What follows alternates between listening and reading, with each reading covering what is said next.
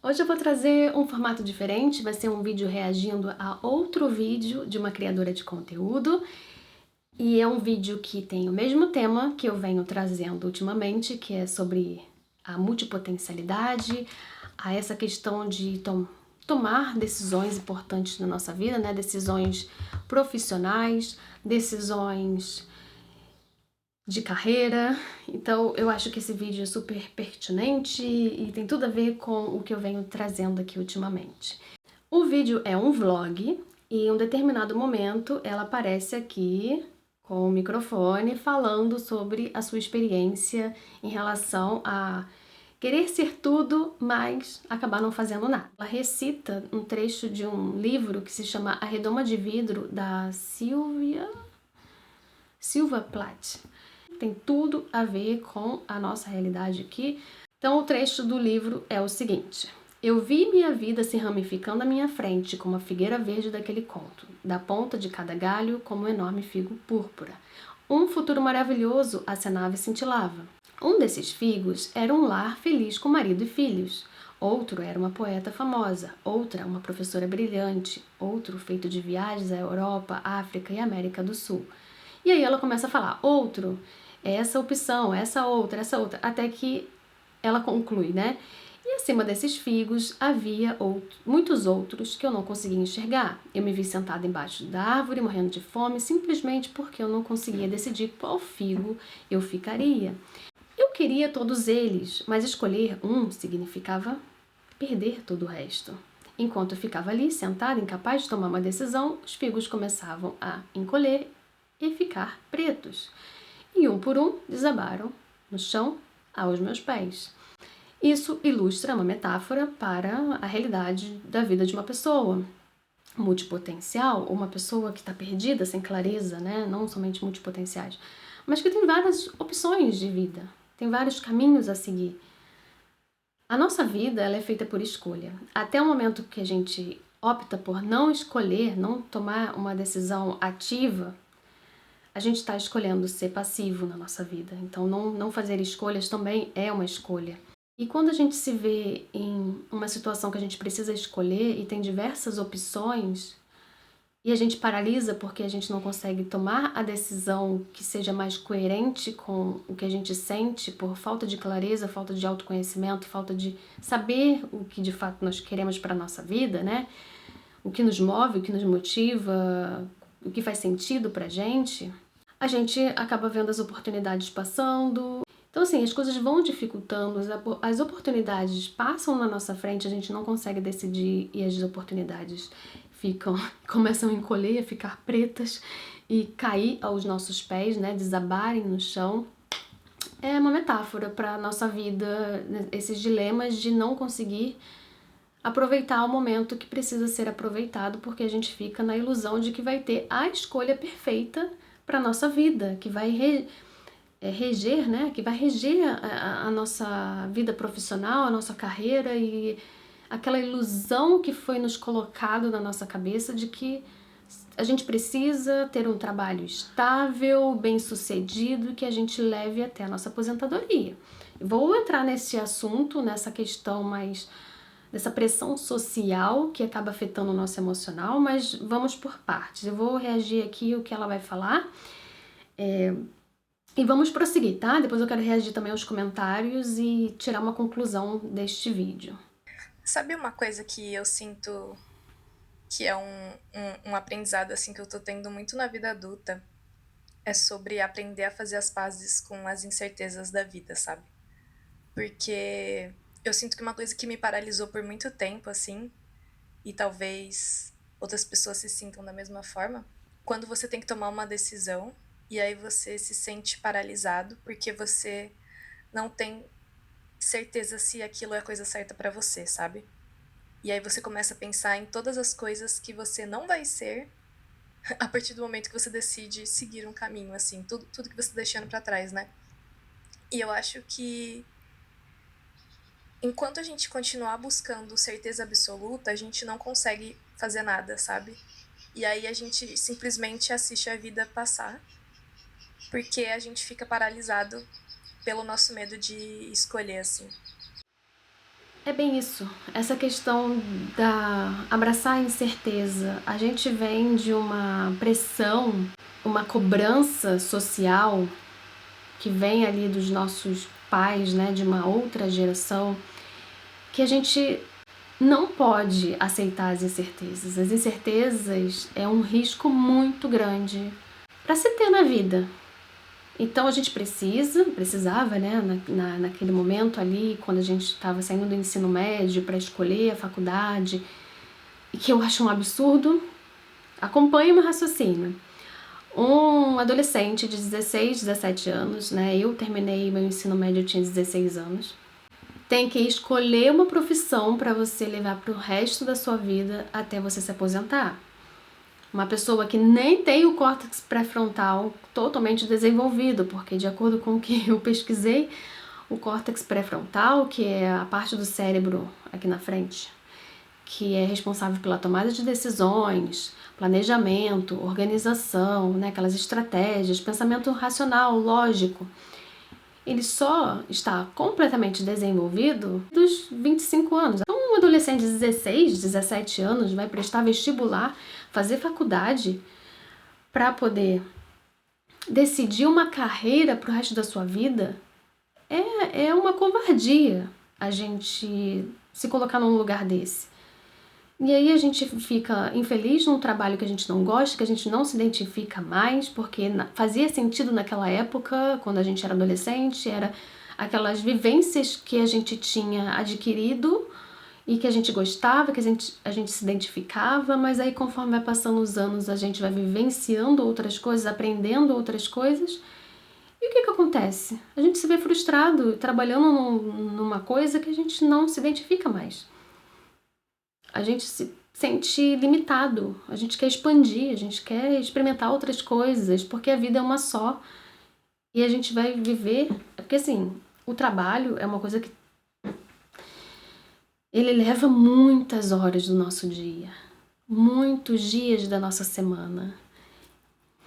Então é muito tempo investido. A gente precisa estar fazendo uma coisa que a gente se identifica, que a gente sente propósito, sente sentido no que a gente está fazendo. Então é sim uma escolha importante. Uma outra coisa que faz muito sentido também quando a gente para analisar é que a gente se enxerga como seres muito imutáveis, né? Como se a gente tivesse medo de tomar uma decisão, porque ela tem que ser a decisão certa, porque depois eu não posso mudar de ideia, né? Eu acho que isso gera muito sofrimento, sabe? Porque a gente muda o tempo inteiro. E essas mudanças, elas geram novos desejos e novos sonhos e novas vontades. Eventualmente, a gente precisa escolher alguma coisa e arriscar, sabe? Sabendo que, a gente não vai ter certeza até a gente fazer, e dois, tá tudo bem a gente mudar de ideia, tá tudo bem a gente testar e ver como se sente, tá tudo bem a gente se arriscar, a gente começar do jeito que dá e ver o que acontece. Eu acho que fica um pouco mais fácil, sabe? De aprender a tomar decisões, escolher caminhos. E eu acho que às vezes a gente também tem essa sensação de... São tantas possibilidades que eu me sinto perdido, né? Eu não sei quem eu sou, eu não sei o que eu devo escolher, o que eu faço. E eu acho que, na verdade, uma das sacadas é entender que às vezes, muitas vezes, o problema não é que a gente está perdido. Eu acho que às vezes a gente só precisa aprender a se reconhecer, sabe? Se reconhecer enquanto uma pessoa que tem diversas vontades e desejos e sonhos, e todas essas particularidades que aparentemente não se conversam, elas fazem parte de quem você é, sabe? Elas são você nessa totalidade. Você não tem que escolher uma coisa ou outra, uma característica ou outra. Eu acho que tudo isso compõe quem a gente é. E, sei lá, é o mais legal de tudo. É o que nos diferencia, é o que nos torna únicos, assim. Eu acho que fazer as pazes com as incertezas e ser menos rígido com a gente mesmo, assim, é um caminho bom. O primeiro comentário eu tô aí compartilhando na tela, que seria da Agnes, E ela diz que esse vídeo apareceu para mim exatamente quando eu estava atravessando o mesmo processo. Essa sensação de ser mediana em muita coisa e não ser ótima em nada. Ao mesmo tempo que gosta de fazer muitas coisas diferentes, mas se sente acuada em escolher uma para seguir. Tudo isso, às vezes, traz uma falsa sensação de falha, sendo que é só uma maneira alternativa de ser. E aí a Mariana, né, que é a dona do canal, ela vem trazendo também uma forma de enxergar muito interessante, né, que ela fala, parando para analisar, o ser ótima, ou mais ou menos, parece um pouco ilusório. Até quem é incrível sente que pode melhorar, o perfeccionismo, né? Então, assim, para uma pessoa é muito subjetivo. Para uma pessoa, você pode ser ótimo no que você faz, você é um gênio e não sei o quê. Por exemplo, tá tendo agora, né, um boom, não sei, não é bem um documentário, mas é uma série falando sobre a trajetória ali do X-Pirito, que é o criador de Chaves, Chapolin e tudo mais. Sempre você ouve dizer, ele, quem tá acompanhando a série, né, que ele é um gênio, que é um cara, é o gênio, não sei o quê, da comédia, não sei o quê. De repente, para ele não se sentia um gênio, ele poderia melhorar cada vez mais. E aí, essa ilusão do ser ótima, ser incrível, a gente nunca... Pessoas perfeccionistas sempre vão estar neste lugar de... Não, eu não sou boa o suficiente. Dependendo da autoestima da pessoa, né? Tem gente que se acha mais do que realmente é. Que aí é o efeito Dunning-Kruger, se eu não me engano. Vou deixar aqui na tela o que é. Que a pessoa acha que é além do que realmente ela é. Também tem essa realidade, né? E aí temos outro comentário que diz: eu tô exatamente nessa fase, a menina que era super boa na escola e agora não faz nada de importante e não é boa em nada. Me sinto não tendo paixão suficiente em nada. Veja que a gente tem essa ilusão de que tudo é muito romantizado, né? Que temos que ter paixão, que tudo tem que ser extremamente bom o tempo inteiro e que a gente tem que se satisfazer o tempo inteiro, tem que ser prazeroso o tempo inteiro. É essa busca pela dopamina, que eu acho que isso vem da geração não, né?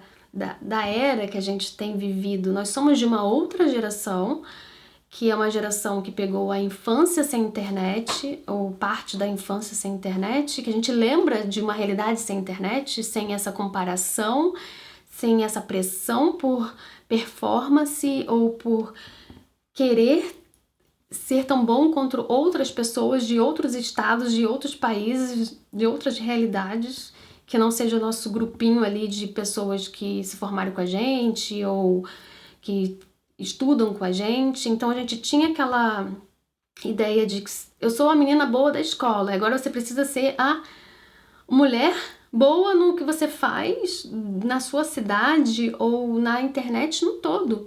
Você precisa ser, no Brasil, você precisa ser a referência no mercado que você escolheu atuar.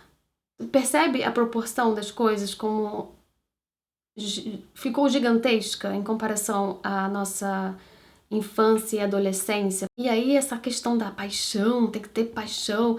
Então parece que é um pouco também dessa era que a gente está vivendo, de muita dopamina, tem que ser sempre 100% o tempo inteiro.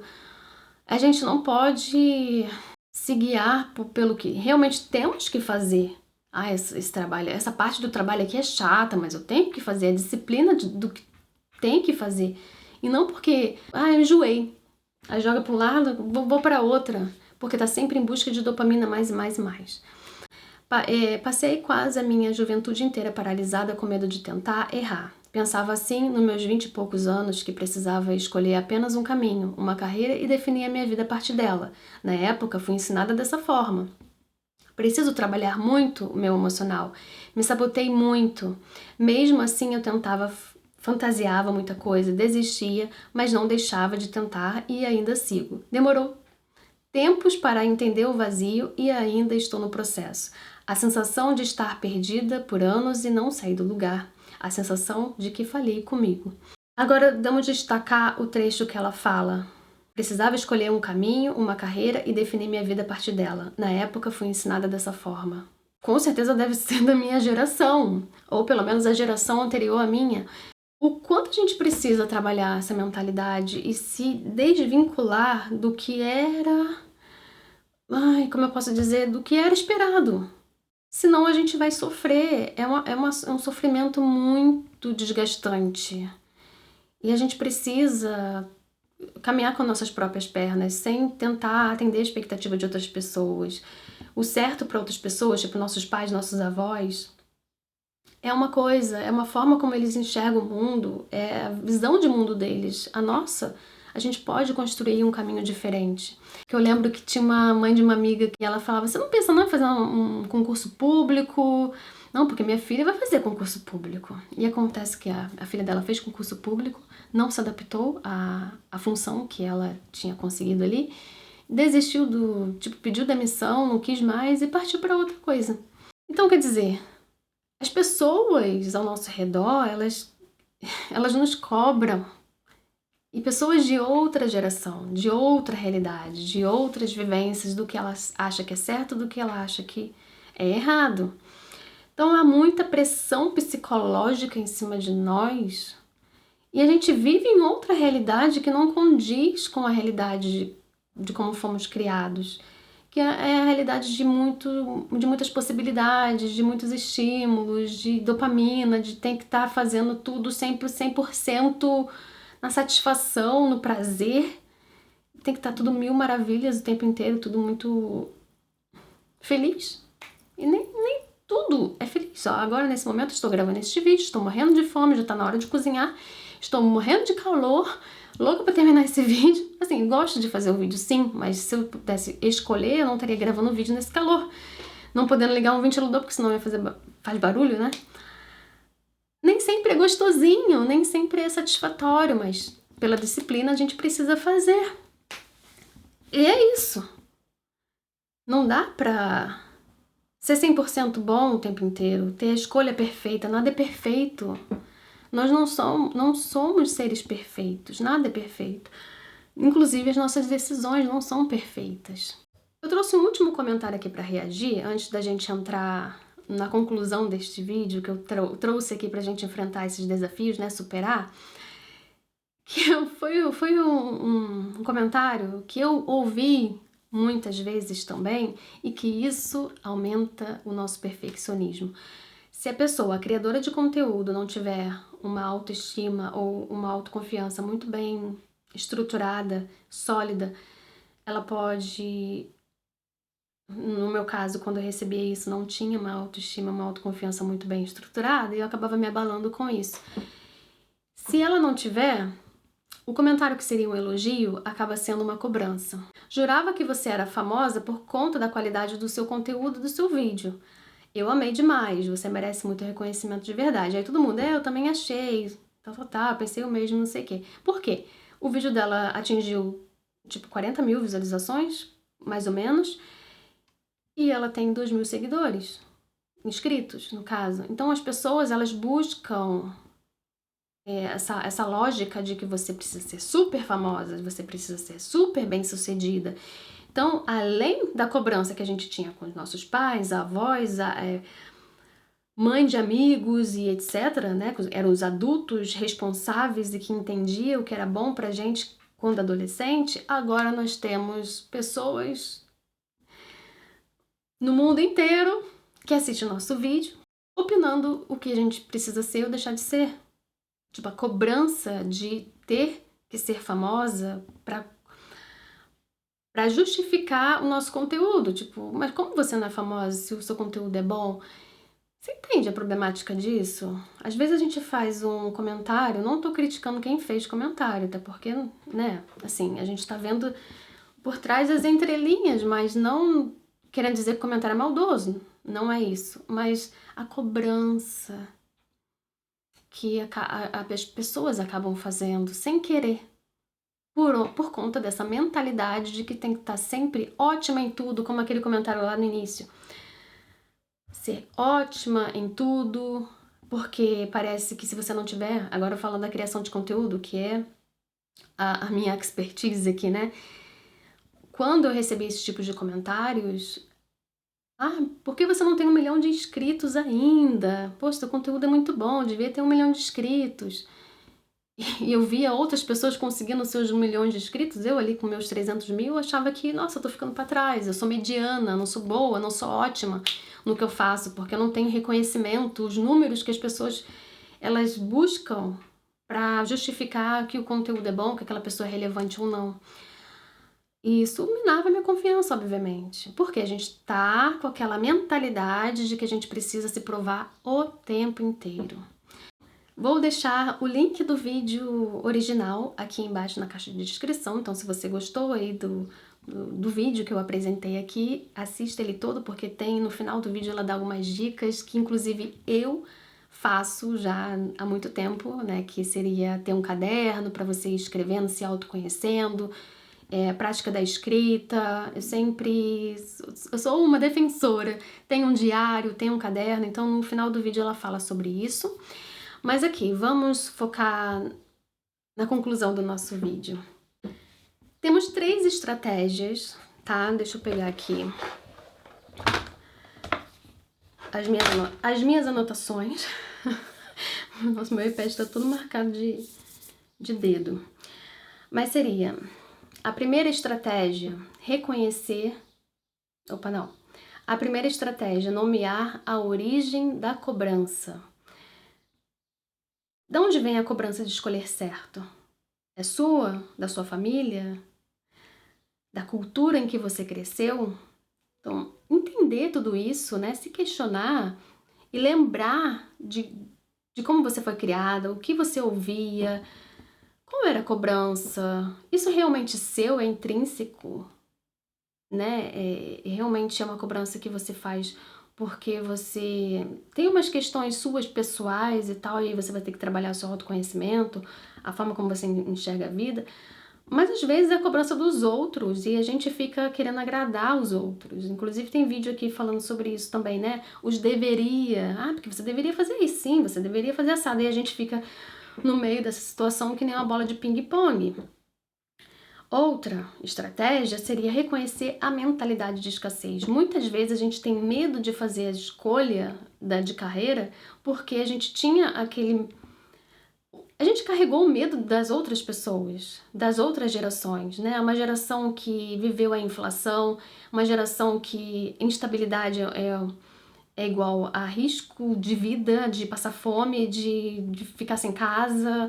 Era uma realidade muito cruel, né, o que a nossa geração viveu. E se a gente não escolhesse a profissão correta, aquela profissão que vai definir a nossa vida, é igual a risco, né? Pode dar tudo errado, você precisa definir seu futuro, você não pode ficar aí pulando de galho em galho. Então, assim, é visto como uma coisa negativa, porque a geração dos nossos pais, dos nossos avós, eles buscam por estabilidade. E mudar de ideia é sinônimo para eles de instabilidade. E às vezes a gente carrega essa mentalidade que foi nos ensinado, né? Porque a gente aprende com quem nos criou, com pessoas que estão ao nosso redor. Então, trabalhar a mentalidade de escassez é extremamente importante. Terceiro, respeitar o próprio ritmo. E aqui a gente fala sobre, por exemplo, eu mencionei que muitas vezes a gente tem que escolher a nossa carreira ali na adolescência.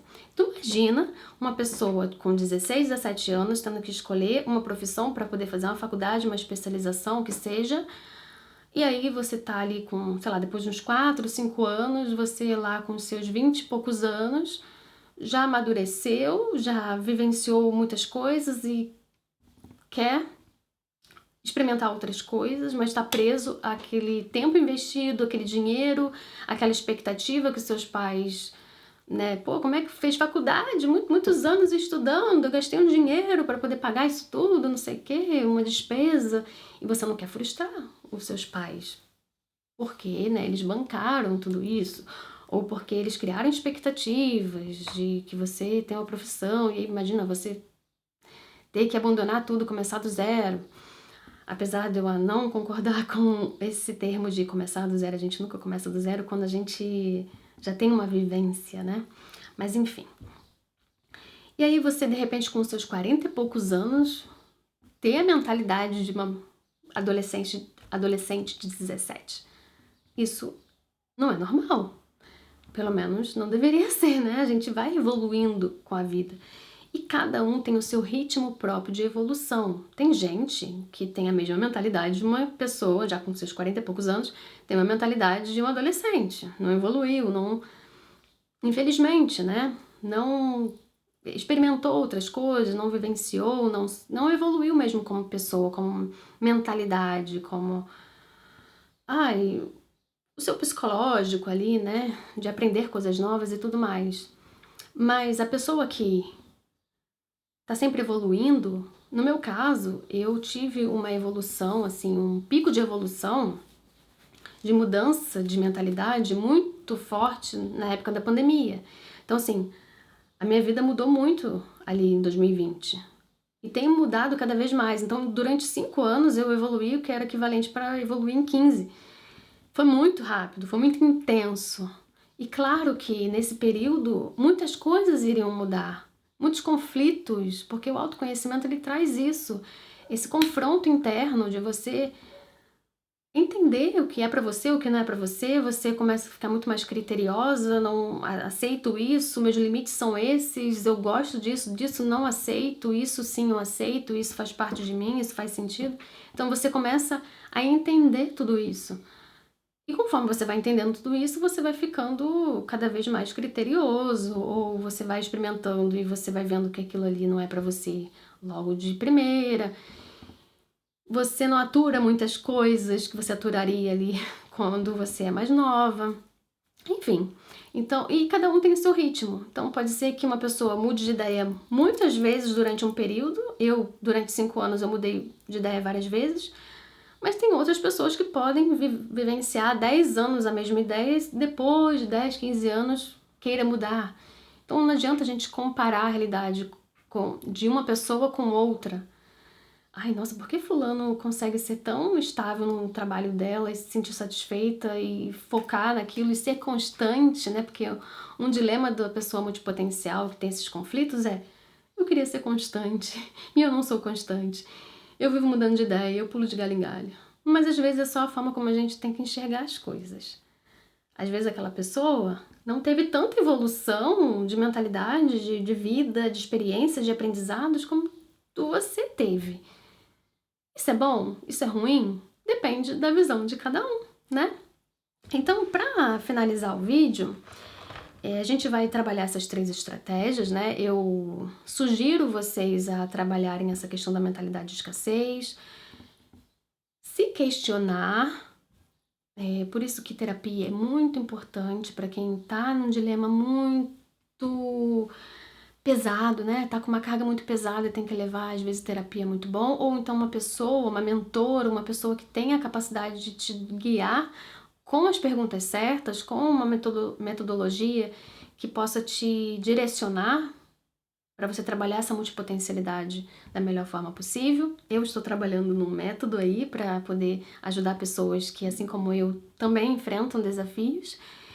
E sempre se respeitar, né? Respeitar o ritmo, ter inteligência emocional para lidar com tudo isso, ver as coisas com uma outra visão, com uma outra ótica, às vezes tirando esse peso do que foi nos imposto, né? E esse perfeccionismo, essa cobrança. E assim como a Mariana disse, né, a gente tem que ser mais leves com nós mesmos. A gente não deve se cobrar tanto, né?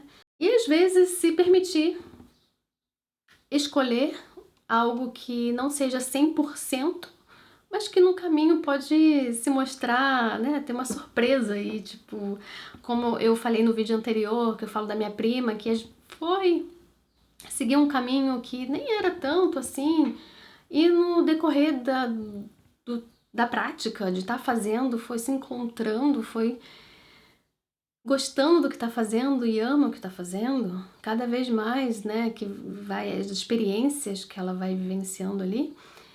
Então, às vezes, a gente deve se permitir experimentar e errar, né? Dar essa permissão para errar também. Bom, ficamos por aqui. Espero que esse vídeo tenha te ajudado a ampliar um pouco a forma como você está enxergando tudo isso. Espero que vocês tenham gostado desse formato também. Então deixa aqui nos comentários, porque aí eu posso fazer outros, trazer outros criadores, novos criadores, para poder compartilhar com vocês, né? Um pouco do meu acervo de referências, de coisas que eu consumo, né? Então nos vemos no próximo vídeo. Eu vou deixar aqui vídeos que possa te ajudar nesse momento. E nos vemos em um desses vídeos.